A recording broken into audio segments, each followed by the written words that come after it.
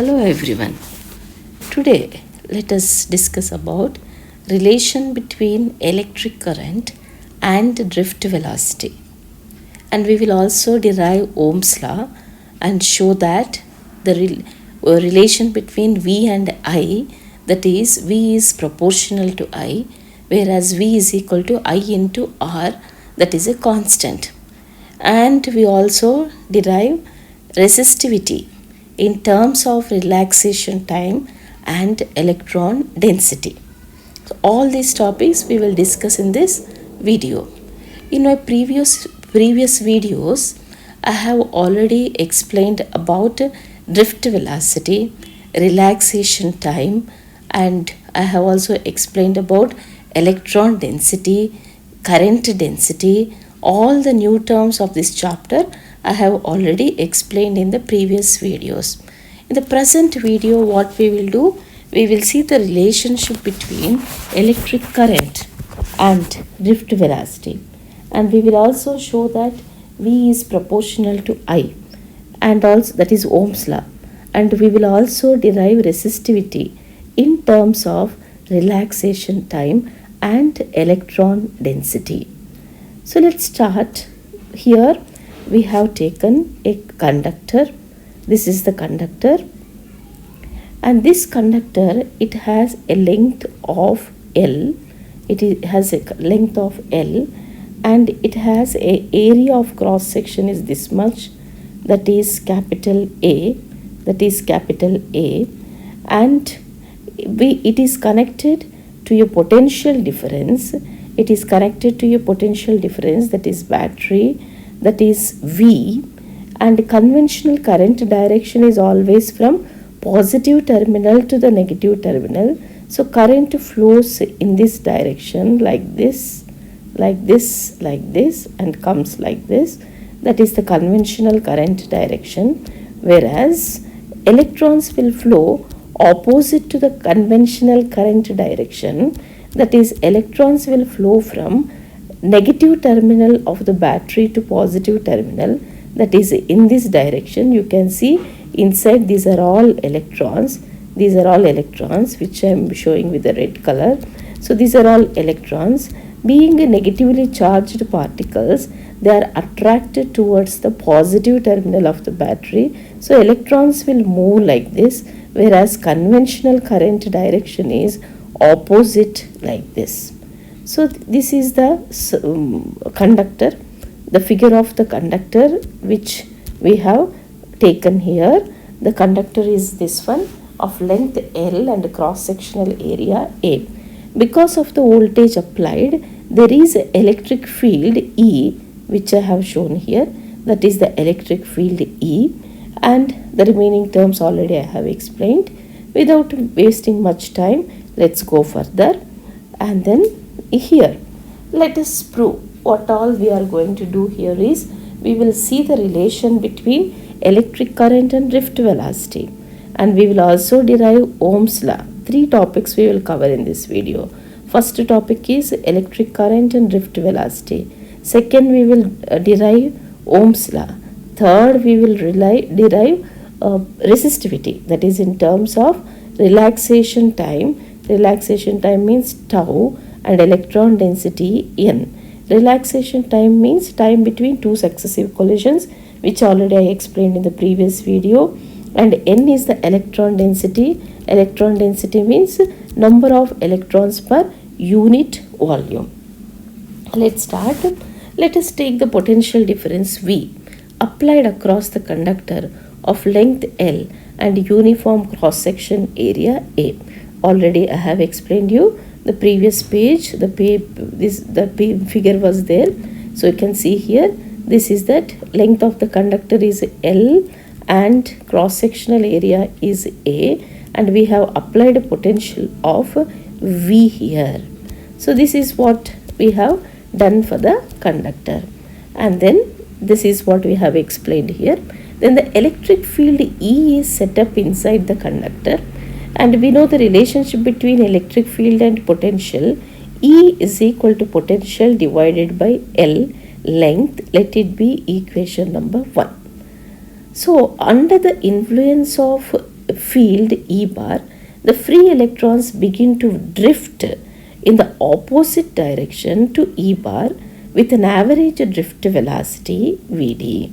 So as already I told you, being negatively charged particles, electrons will move towards the positive terminal of the battery, that is opposite to the direction of the electric field, and then they move with an average drift velocity Vd. So Vd is the drift velocity, average drift velocity. Then let n be the electron density. I already told you that is number of electrons per unit volume. So 1 unit volume, it is n. Let E be the charge of the electron. Small e is the charge of the electron. You all know E is equal to 1.6 into 10 to the power of minus 19 coulombs. Everybody knows it by heart. Then volume of the conductor, that is cross-sectional area A into L. So volume is equal to A into L. So volume of the conductor is A into L. So number of electrons in the volume AL is NAL. See, always we used to do small problems in our childhood. Suppose one chocolate is 5 rupees, then 7 chocolates are, we used to multiply 7 into 5. Similarly, for 1 unit volume, we have n electrons. Therefore, AL is the volume of the conductor. For AL volume, we will have n into AL electrons. Totally, n into AL electrons are there. And another thing is, total number of electrons now in this total volume is n into AL. 1 electron has a charge of E. 1 electron has a charge of E. Therefore, NAL electrons will have a charge of NAL into E. So, therefore, total charge, the same example you can remember, 1 chocolate is 5 rupees, then 7 chocolates are 7 into 5. Similarly, 1 electron has a charge of E, then NAL electrons will have a charge of NAL into E. So, total charge, now total charge that is equal to Q, total charge that is equal to Q, then Q is equal to NAL into E. Here we have shown that. So, total charge that is contained in the conductor of length L and cross-sectional area A, total charge Q is equal to ENAL or NAL into E. Let it be equation number 2. Let's further proceed. Now, all the electrons which they enter into the conductor at the right end will pass through the conductor at the left end. So, this is our conductor. Whatever the electrons they are in, this is connected to a battery like this. So, here we have electrons. So, electrons are being negatively charged particle. Whatever that enters here, they will pass like this in this direction and they will come out from this left, they come out from the right end, they enter from left end, they come out from the right end. They pass, first what they do is they enter into the, sorry, I have written wrong here. Yes. So, this is left and this is right. This is left and this is right. Sorry, sometimes I just made a mistake. So, electrons enter at the conductor at the right end and will pass through the conductor and they come out at the left end. So, here R is the right end. They enter like this as I am showing the arrow and then they come out through the left end. Therefore, they travel a distance of L. They travel a distance of L. We all know our very fundamental equation of the 11th standard. Very beginning we have learnt it. Velocity is equal to distance by time. Therefore, time is equal to distance by velocity. Here the length of the conductor is L. Velocity is Vd, that is drift velocity. Therefore, T is equal to L by D. So this is what I have taken here. But we all know current I is equal to Q by T. Current I is equal to Q by T. So therefore current I is equal to Q by T. Let us substitute the values of Q and the time in equation for current I. We will get the relationship between electron density, current and drift velocity. So let us see what is the equation of current previously. What is the current equation of charge previously? This is the equation of the charge. Q is equal to NEAL. Now the same thing we will take Q NEAL here, and T is equal to L by T. This we will substitute here. So we will get ENAL divided by T means L by VD. Then VD will go up, ENAL VD divided by L. Then L and L cancel. You will get NEAVD. So this is what the expression for current in terms of drift velocity and electron density. You have to by heart this. This is very useful for you for the numericals as well as for the fourth chapter. In the fourth chapter we will derive one derivation, that is force working force working on a current carrying conductor.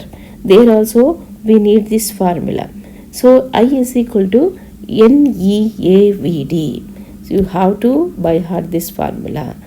I is equal to NEAVD. I hope you understood. Let us further proceed. This equation, that is I is equal to NEAVD, relates the current with drift velocity. So we got NEAVD. So this is a relation between current and drift velocity. VD is the drift velocity, and then current density N. Then electron density N. Electron density N. So therefore current density J, that is given by I by A. This I have explained in my previous video, which I have kept in the blue color box now. That is J, current density J is equal to I by A, but I is equal to NEAVD, and divide with A and A cancel, you will get NEVD. Therefore current density J bar is equal to NEVD bar. J bar is current density is a vector, and the drift velocity VD is also a vector. So we will get this formula, J bar is equal to NEVD bar. This is the relationship between current density in terms of electron density N, charge of the electron E, and drift velocity VD. So this equation is valid for both positive and negative charges. It is valid for both positive and negative charges. That means both values of Q. Q is a charge. Whether Q is a positive or negative, this particular equation is valid. So now let us derive our Ohm's law. So Ohm's law means we have to prove that V by I is equal to some constant. That constant of proportionality is nothing but resistance. Therefore V by I is equal to R. This is what we have to show in Ohm's law. So when a potential difference V is applied across the conductor of length L, the drift velocity in terms of V, already we have seen in the previous video, Vd is equal to E tau by M. Small e is charge of electron, capital E is the electric field, tau is the relaxation time, M is the mass of electron, which already I have explained in my previous videos. Then let us take the relationship between E and V. We all know E is equal to V by L, that is electric field is equal to potential divided by length. So in place of capital E, in place of this capital E, we will replace with V by L. we will replace with V by L. So let us take it and rewrite this equation. Let us take it and rewrite this equation. That is Vd is equal to E tau by M, but E is equal to V by L, therefore E tau by M, then E tau by M. So finally we got this equation, which I am keeping in the blue color box. Vd is equal to E V tau by ML. Let it be equation number 7. If the area of cross section of the conductor is A and the number of electrons per unit volume, that is called as electron density of the conductor, that is equal to N, then the current through the conductor I is equal to NEA Vd. Just now we have derived it previously. In the previous page we have done that only. Let's go to the previous page. Here we have derived I is equal to NEA Vd, which I kept in the blue color box. So I is equal to NEA Vd. We have derived it. So now this equation we are using in this particular place, that is I is equal to NEA Vd, which I have kept in the blue color box. Then NEA, first three we will write like this, but in place of Vd we will substitute equation 7. In place of Vd we are substituting equation 7, which is Vd is equal to E capital V tau by ML. Therefore it will become I is equal to N E square. Here we have one E and here we have another E. So N E square, then A and a capital V and then tau divided by ML. So this is what we got. I is equal to N E square A V tau by ML. N is the electron density, E is the charge of electron, A is the cross-sectional area, V is the potential, tau is the relaxation time, M is the mass of electron, L is the length of the conductor. So this is the expression we got for I. Now let us rearrange it for I by V or V by I. So let us rewrite it. That is I is equal to this much we got. Except V, the remaining all we will keep it in a bracket and take I by V ratio, it is a constant, or V by I ratio, it is a constant. So what we will get now here, what we are going to get here, so I will write it here. I is equal to N E square A tau by ML into V, or I will send everything to that side. ML divided by N E square A tau is equal to V by I. This all I have sent to the left side, and I brought this I to the right side. Then we are getting V by I is equal to ML by N E square A tau, where M is the mass of the electron, which is a constant.